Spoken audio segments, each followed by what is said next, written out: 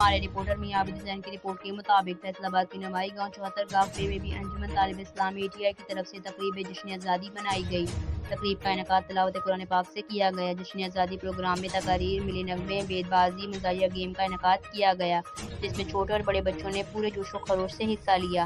तकरीब की मेहमान खुसूसी अंजुमन तालिब इस्लाम एटीआई हाफिज मोहम्मद अयूब अवान ने शिरकत की और मलिक सईद अवान, मलिक राज़िक अवान, मलिक नासिर अवान, मलिक हमीद अवान, मलिक अलीम अवान, मलिक साबिर अवान, मलिक तैमूर अवान और गांव के लोगों ने कसीर तादाद में शिरकत की। इस मौके पर समाजी शख्सियत हाफिज मोहम्मद अयूब अवान ने बच्चों में पाकिस्तानियत का जज्बा पैदा करने के लिए बच्चों में इनामात भी तकसीम किए, जो कि काबिल तहसीन इक़दाम है।